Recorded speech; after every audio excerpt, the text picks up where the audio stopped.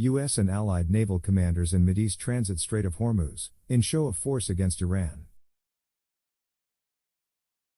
Aboard the USS Paul Hamilton in the Strait of Hormuz, the Mideast-based commanders of the U.S., British and French navies transited the Strait of Hormuz on Friday aboard an American warship, a sign of their unified approach to keep the crucial waterway open after Iran seized 2 oil tankers.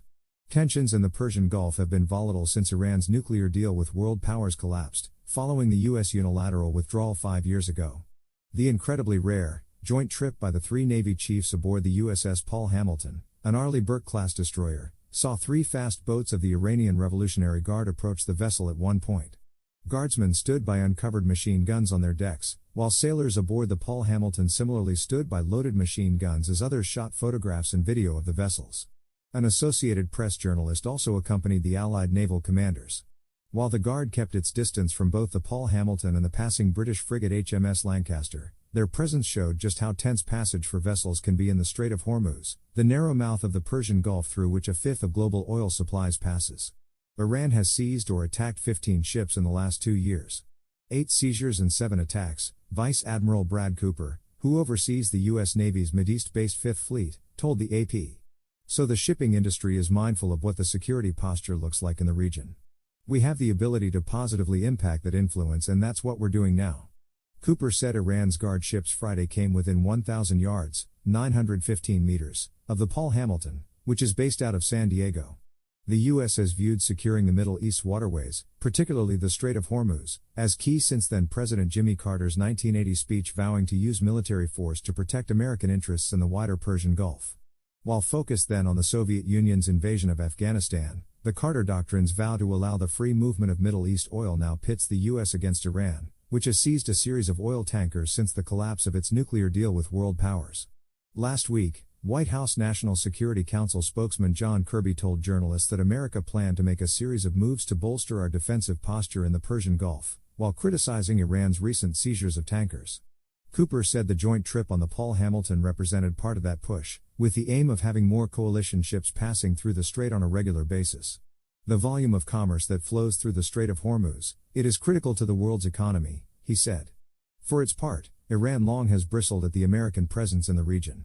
After Kirby's remarks, Iranian Foreign Ministry spokesman Nasser Kanani issued a lengthy statement accusing the U.S. of creating and intensifying instability and insecurity in the Persian Gulf region for decades with its interventionist and destructive policies.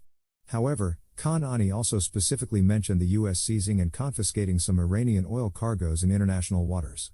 The suspected American seizure of the Suez Rajan, a tanker linked to a U.S. private equity firm believed to have been carrying sanctioned Iranian crude oil off Singapore, likely sparked Tehran to recently take the Marshall Islands flagged tanker Advantage Suite. That ship carried Kuwaiti crude oil for energy firm Chevron Corporation of San Ramon, California.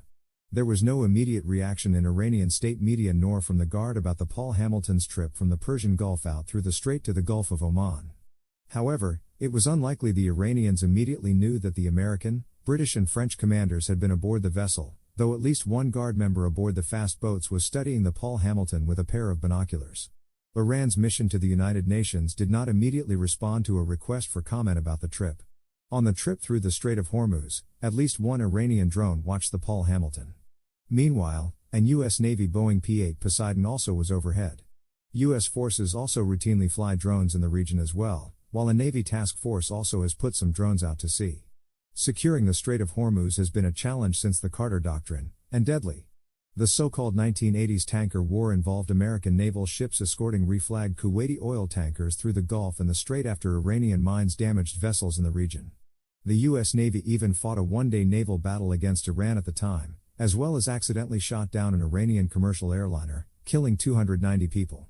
Former President Donald Trump's decision to unilaterally withdraw from Tehran's nuclear deal with world powers sparked new challenges from Iran in the region. Tehran seized tankers, while the Navy also blamed Iran for again using mines against shipping. The Trump administration came up with its Sentinel program, which also involved it and partner nations escorting ships in the region. But tensions with Europe after the nuclear deal's collapse didn't see a wide buy-in with the program. This renewed effort under President Joe Biden does not appear to involve escorting individual ships, but trying to put more allied forces in the region. Already, the U.S. has brought A-10 Thunderbolt IIs and a submarine in the region to try to deter Iran. America also could bring more ships into the Persian Gulf. The end of the wars in Afghanistan and Iraq, as well as the war in Ukraine and American concern over China's expansion in the South China Sea, has halted routine carrier deployments in recent years.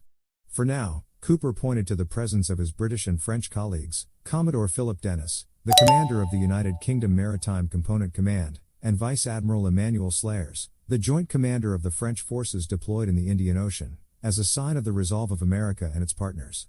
This is part of our increase in presence in the region, which was described by the White House last week, and that's now in execution, Cooper said.